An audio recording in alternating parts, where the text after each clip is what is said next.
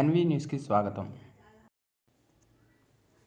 రాజాపూర్ మండలంలోని దొండ్లపల్లి చెన్నవెల్లి గ్రామంలో నిర్వహించిన గ్రామ సభలో పాల్గొన్న ఎమ్మెల్యే అనిరుద్ రెడ్డి. సందర్భంగా రాష్ట్ర ప్రభుత్వం ప్రవేశపెడుతున్న రైతు భరోసా, ఇందిరమ్మ ఆత్మీయ భరోసా, ఇందిరమ్మ ఇళ్లు, రేషన్ కార్డుల ప్రజాపాలన, సంక్షేమ పథకాలకు సంబంధించిన గ్రామంలోని లబ్ధిదారుల ఎంపిక వివరాల సేకరణ గురించి ఆరా తీశారు. ఎమ్మెల్యే అనిరుద్ రెడ్డి తెలంగాణ రాష్ట్రంలో అర్హులైన ప్రతి పేదవానికి ప్రభుత్వ సంక్షేమ పథకాలు అందించడమే లక్ష్యంగా రాష్ట్ర ప్రభుత్వం ఈ గ్రామ సభలు నిర్వహిస్తుందని తెలిపారు. ప్రజాపాలనలో ఉన్న లబ్ధిదారుల జాబితా ఫైనల్ కాదు. గ్రామ సభల ద్వారా అధికారులు, ఇందిరమ్మ కమిటీ సభ్యులు కలిసి తీర్మానం చేసిన జాబితాలు ఎమ్మెల్యే క్యాంపు కార్యాలయానికి పంపిస్తారని గుర్తు చేశారు. మిగతా లబ్ధిదారులు మా పేరు లేదని ఆందోళన చెందకుండా గ్రామ సభల ద్వారా రైతు భరోసా, ఇందిరమ్మ ఆత్మీయ భరోసా, ఇందిరమ్మ ఇండ్ల, రేషన్ కార్డుల ప్రజాపాలన, సంక్షేమ పథకాలకు ఈ నెల 24వ తేదీ వరకు దరఖాస్తు చేసుకోవచ్చని సూచించారు. గత ప్రభుత్వ పరిపాలనలో ఎన్నికల అప్పుడే ప్రభుత్వ సంక్షేమ పథకాలు తీసుకొచ్చి ప్రజలను మభ్యపెట్టారని విమర్శించారు. సంక్షేమ పథకాల ఎంపికలో కూడా ప్రజల నుంచి డబ్బులు వసూలు చేశారని తెలిపారు.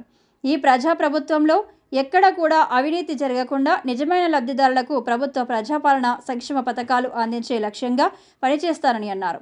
చెన్నపల్లి గ్రామానికి ఈ సంవత్సరం 10 లక్షలతో సీసీ రోడ్లు మంజూరు చేశారని అన్నారు. చెన్నవెల్లి గ్రామానికి నాకు చాలా అనుబంధం ఉందని గ్రామసభ సందర్భంగా ఎమ్మెల్యే అనిరుద్ రెడ్డి కొనియాడారు. ఈ కార్యక్రమంలో ఎంపీడీఓ మత్స్యేందర్, డిప్యూటీ తహసీల్దార్ భారతి, గ్రామ పంచాయతీ కార్యదర్శి జయశాలిని, కాంగ్రెస్ పార్టీ మండల అధ్యక్షుడు కత్తెర కృష్ణయ్య, కిసాన్ కాంగ్రెస్ మండల అధ్యక్షుడు ఆర్ రమేష్ రెడ్డి, గ్రామ కాంగ్రెస్ పార్టీ అధ్యక్షుడు తిరుపతి రెడ్డి, ఇందిరమ్మ కమిటీ సభ్యులు, గ్రామ పెద్దలు, ప్రజలు తదితరులు పాల్గొన్నారు.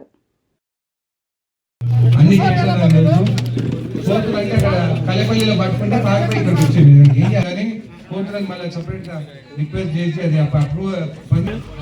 ఈరోజు ఈ గ్రామ సభ ఈ 4 పథకాల కోసం ఏమైందంటే ఒక ప్రజాపాలనలోపు మీరు అప్లికేషన్స్ పెట్టుకున్నారు. ఇల్లు కావాలని, కరెంట్ 200 యూనిట్ ఫ్రీ కావాలని పథకము, గృహజ్యోతి పథకము, అదేవిధంగా మీకు ఇళ్ళ కోసం, ఇంద్రమ్మ ఇళ్ళ కోసం అని పెట్టుకున్నారు. అయితే ఈ రోజు గ్రామ సభ ఎందుకంటే అప్లికేషన్ పెట్టుకున్న వాళ్ళు కొంతమంది పేర్లు లేకుంటే ఆ పేర్లు కూడా మీరు ఇస్తే ఈ రోజు రాసి ఆ జాబితా ఇప్పుడు గవర్నమెంట్కి పంపించాలి. అందుకని గ్రామ సభ ఇంద్రమ్మ కమిటీలు కూడా వేస్తాం. ఆ కమిటీ మెంబర్స్ అందరు ఇక్కడ ఉండి ఇండ్లుకి ఎవరైతే ఆ పేర్ల లిస్టు రాలేదో ఆ పేర్లు రాసి ఆమోదం తెలిపి పంపిస్తే అది మీకు ఇల్లు వస్తాయి.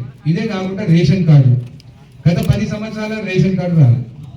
నేను ఒకటే అడుగుతున్నాను, గత ప్రభుత్వంలో 10 ఏళ్ళ ఎలక్షన్లు ఉన్నప్పుడల్లా మీ దగ్గరకు వచ్చి మీ ఇంట్లోకి వచ్చి మీకు ఇల్లు ఇప్పిస్తాము, మాకు ఓటేయండి అనేది. ఈ రోజు మేము ప్రజల ముందుకు వచ్చి మీ ముందు నుండి గ్రామ సభ పెట్టి మీ పేర్లు ఎవరెవరు పేర్లు వచ్చినాయి, ఇంకా లేని వాళ్ళ పేర్లు కూడా మీరు చెప్పండి.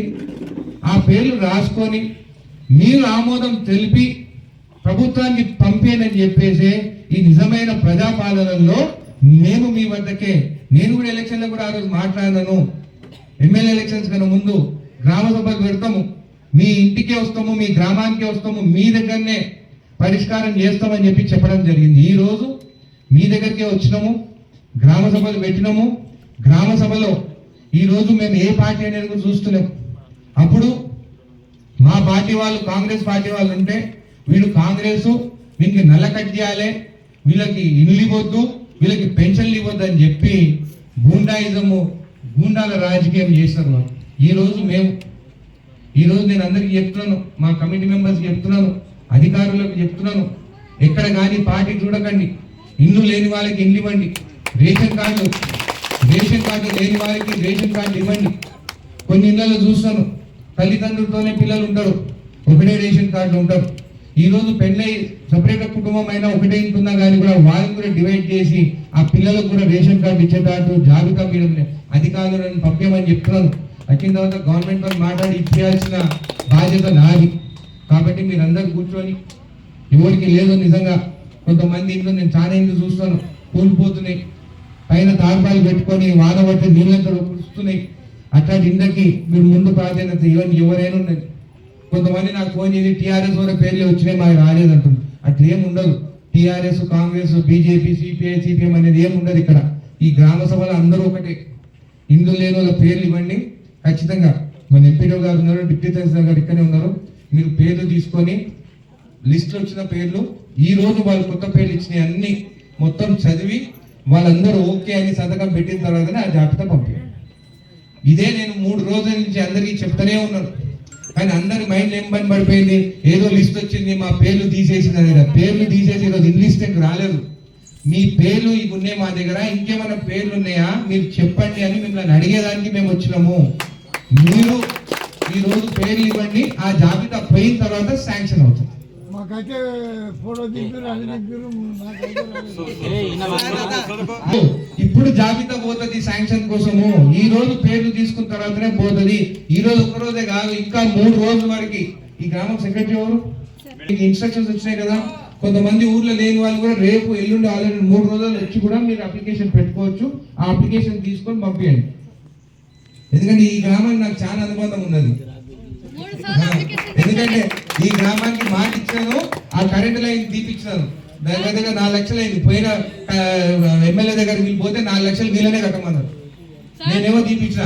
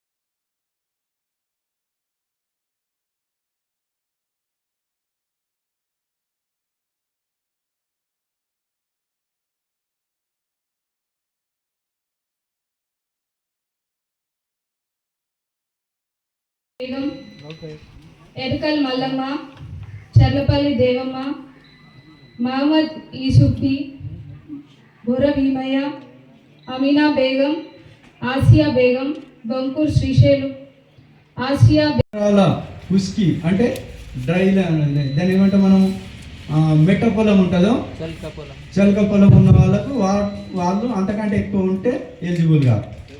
అదేవిధంగా 3.5 ఎకరాల కంటే తరి పొలం చెరువుల కింద పారేది మాగాణి అని చెప్పేసి అది మన టైటిల్ డీడ్లో వచ్చేస్తుంది అనుకోండి.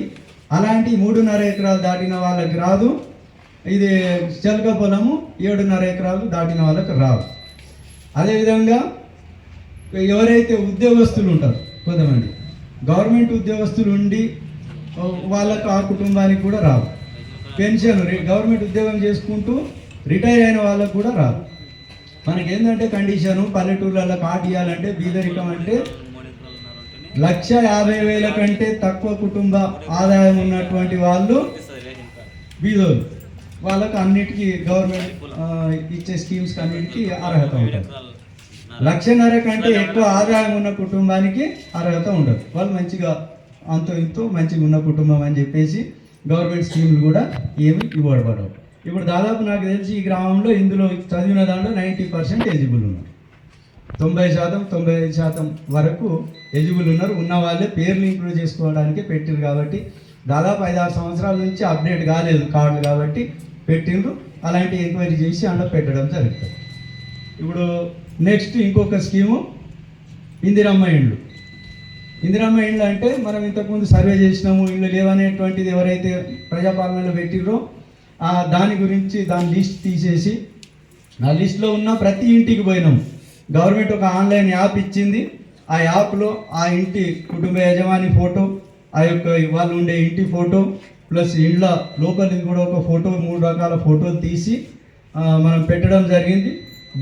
అదే యాప్ ద్వారా ఆ ఇంటి యొక్క పరిస్థితిని చూసి ఆల్రెడీ కొన్ని ఇండ్లు మనకు వీళ్ళ అర్హత ఉన్నది అని చెప్పేసి వాళ్ళకు మళ్ళీ గ్రామ సభ ముందు పెట్టి కరెక్ట్గా అర్హత ఉన్నదా, అందులో ఎవరైనా ఉద్యోగస్తులు వాళ్ళు పెట్టుకున్నారా, భూమి ఎక్కువ ఉన్న వాళ్ళు పెట్టుకున్నారా, ఇటువంటి పరిశీలించమని చెప్పేసి మనకు లిస్టు పంపించారు.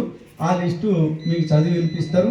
అందులో మీరు ఒకవేళ ఎవరైనా ఇట్లా గవర్నమెంట్ ఉద్యోగస్తులు పెద్ద ఎత్తున భారీ ఎత్తున ఉన్న వాళ్ళు ఎవరైనా ఉంటే కూడా మీరు గ్రామ సభలో చెప్పండి. తాగలేదు అదొక లిస్ట్ ఉంది.